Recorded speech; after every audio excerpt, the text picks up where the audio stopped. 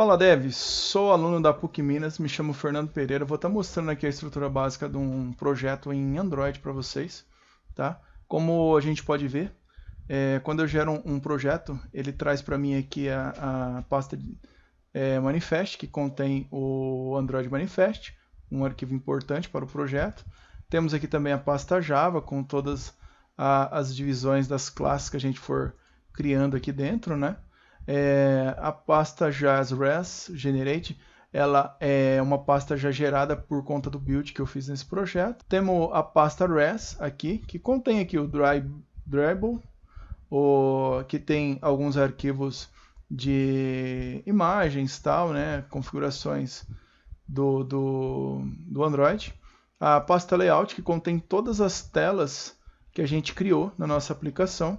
A MipMap, que contém alguns arquivos aqui, tipo arquivos de ícones, né?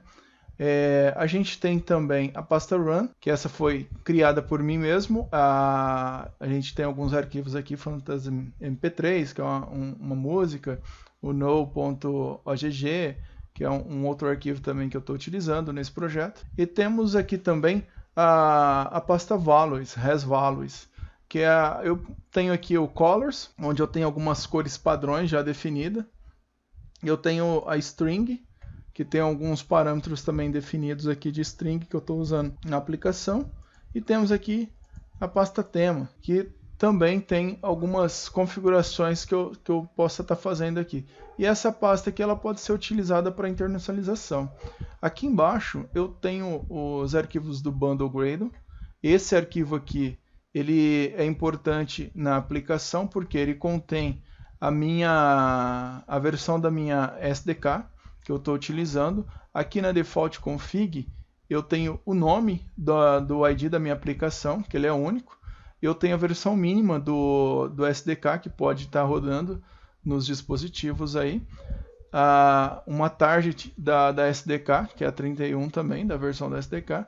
Uma versão code e essa versão name aqui, que é uma versão mais bonitinha para estar mostrando lá para o usuário final, né? E aqui eu tenho outros parâmetros também que a gente pode estar configurando aí. Lembrando que o Bundle Gradle ele é um arquivo único para aplicação, tá? E é um arquivo que a gente não fica modificando durante o desenvolvimento, tá bom? E aqui a gente tem algumas dependências também da nossa aplicação. Temos aqui também o Gradle Properties, né, com alguns parâmetros aqui já pré-definido na hora que você gera o projeto. Temos o Gradle Properties que traz aqui a versão do Gradle também, ó, que é o Gradle Wrapper Properties.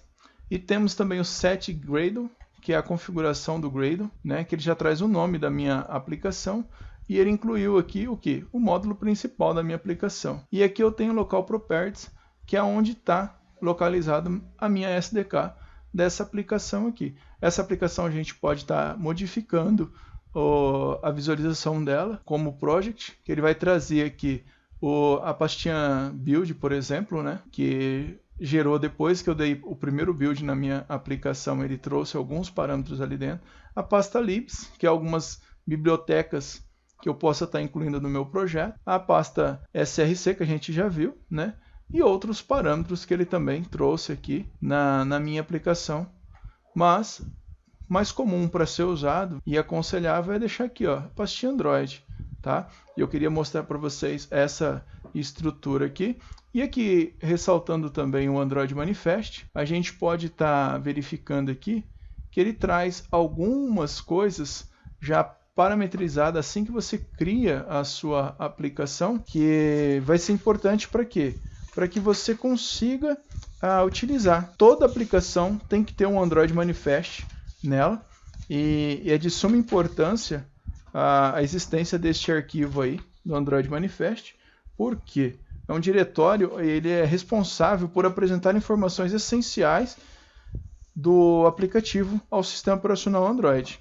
Essas informações são utilizadas para o sistema operacional Android executar o aplicativo com sua vez devido a permissões e configurações. Além disso, o Android Manifest tem outras funções como adicionar o nome do pacote ao aplicativo a ser usado no identificador exclusivo, configurar outros componentes do aplicativo como Activity, Services, Contents, Providers, declarar as permissões que os aplicativos devem ter para funcionar corretamente e declarar o nível mínimo da API que o aplicativo exige para funcionar. Tá? Então, tem aqui algumas coisas já implementadas. Esse arquivo pode ser alterado? Pode ser alterado, mas é importante que a gente veja as normas certinho para estar alterando esse arquivo aqui. Fala galera, dando sequência aqui no projetinho de Android, tá? Eu queria falar para vocês agora um pouco a respeito da vida de uma Activity. O que seria a vida de uma Activity?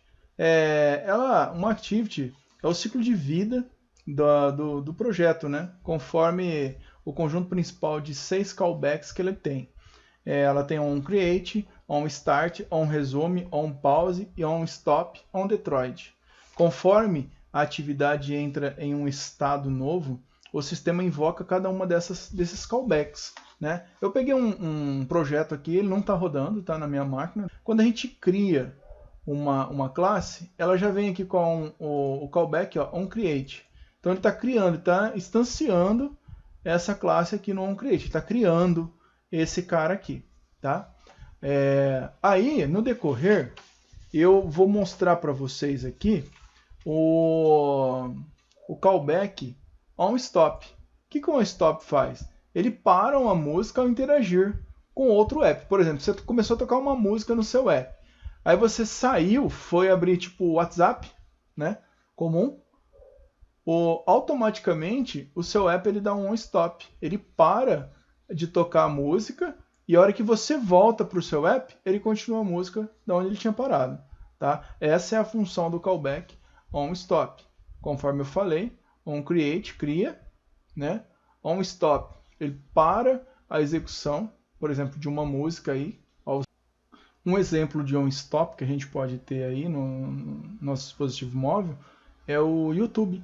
A hora que você sai do app do YouTube e tal, né? Você parou de ver o app do YouTube ali, ele para a música onde estava tocando. A hora que você volta, ele continua a música do mesmo ponto que você parou, né? Então você consegue interagir aí. O onDeploy, quando você chama o onDeploy, é quando você dá um stop ali na música, né? Por exemplo, aliás, ele dá um stop na música e libera espaço na memória, tá vendo? Ele gasta, ele libera a memória gasta com o arquivo de áudio. Então ele desaloca aquele arquivo que estava em execução ali na memória do seu dispositivo. Então ele destrói, vamos chamar assim, ele destrói, esse aqui para, né? E esse aqui cria, ok? Então, esse aqui são alguns exemplos que eu posso dar de callback da vida de uma Activity. Fala Dev, retornando aqui com vocês agora para a gente dar sequência nesse projeto bacana. Eu vou falar um pouco para vocês de fragmentos, tá? O fragmentos ele representa o comportamento de uma parte da interface do usuário em um fragment active. Você pode imaginar um fragmento como se fosse uma seção de módulo de uma atividade, tá? Que tem como propósito o ciclo de vida, recebe o próprio evento de entrada e que pode ser adicionada ou removida durante a execução da atividade, uma espécie de subatividade que pode ser realizada em diferentes atividades. Um fragmento ele deve ser hospedado em uma atividade e no ciclo de vida dele é diferente impactado pelo ciclo de vida da atividade do host. Por exemplo, quando a atividade é pausada, todos os fragmentos também são pausados. E quando a atividade é destruída, todos os fragmentos também são destruídos. No entanto, enquanto uma atividade estiver em execução e estiver no estado de ciclo de vida retomado, é possível processar cada fragmento independente, como adicioná-los ou removê-los. Ao realizar tal transação com fragmentos, também é possível adicioná-los a uma pilha de retorno que é gerenciada pela atividade. Cada entrada da pilha de retorno na atividade é um registro da transação de fragmento que ocorreu. Então aqui a gente pode ver que eu criei aqui, ó, na minha main activity, né? Eu tenho a main activity, eu criei a about fragment e a report fragment, né? Para mim chamar essas duas aqui, a about fragment e a report fragment, aqui na minha activity eu criei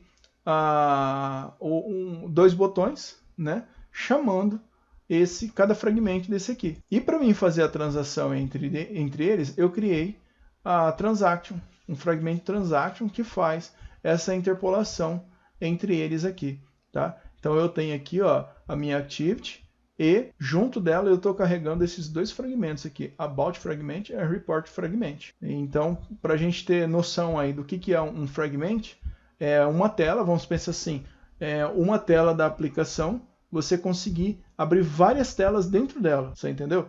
Então, fragmentando aquela atividade ali dentro daquela aplicação. Aqui o nosso aprendizado com a Recycle View.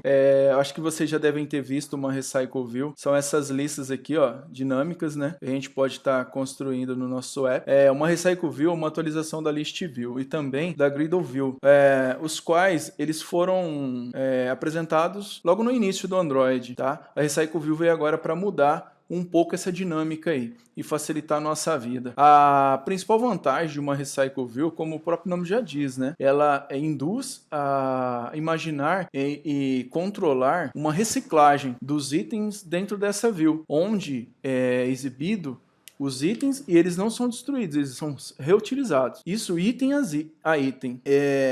Para criar novos itens, estão dispostos na tela. Então, a hora que eu faço esse movimento aqui, ó, eu não estou destruindo quando ele sobe, eu estou reutilizando aqui embaixo. Então, ele vai reciclando, por isso que ela chama Recycle View, né? E isso faz com que a lista tenha uma fluidez muito melhor. No caso, ali, para listas grandes e mais complexas, né, é bem utilizado. Além de reutilizar o objeto com muito mais eficiência e economia. Para a gente implementar uma Recycle View, é muito importante que a gente tenha aqui no adapter uma MyViewHolder. Essa MyViewHolder é utilizado para mantermos a referência dos IDs de componentes que criamos em nosso layout. Então aqui, ó, eu posso mostrar para vocês o layout da minha Recycle View. Aqui é o layout que eu criei, ó, de cada item. Esse que vai ser meu layout. Ele contém, por exemplo, aqui um text view, né, que vai receber os parâmetros que eu montei nessa listagem com as informações aqui, ó, música, filmes, tal, documentos, como a gente pode estar vendo aqui na listagem, ó, música, filmes, documentos, tá? Então eu carreguei aqui nessa classe, ó, os nomes, né? E estou chamando a classe nomes aqui na minha Recycle View, aqui, ó, eu estou montando a estrutura lá dos itens, tal, e aqui na minha MyViewHolder eu pego e carrego, faço essa interligação, essa interpolação entre cada item da listagem. Após essa conexão entre os componentes, né, o adapter fará a função de nos fornecer a possibilidade de iniciarmos qual o componente de cada componente, por exemplo, qual o texto irá utilizar, qual imagem será vinculado com a imagem do botão, enfim. E para finalizar aí uma explicação rápida e singela para vocês sobre Recycle View, né? Tem muito para aprender, mas é importante falar também do adapter, é onde acontece a junção da nossa lista, né? Que contém todos os dados que desejamos exibir no Recycle View. Neste caso eu separei essa informação, né, numa outra classe, que é essas informações aqui em cima, que eu mostrei para vocês, mas eu chamo ela dentro ali do meu adapter, né? Ou seja, dentro do adapter será montada toda a nossa listagem de acordo com o modelo de layout que desenhamos. E por conta do adapter montar item por item, podemos programar seus eventos, alterar seus atributos e controlar quaisquer funcionalidades de cada item do objeto, presente na tela e na programação. Bom, galera, basicamente era isso que eu queria mostrar para vocês, nesse exemplo singelo aqui de Recycle View. Beleza?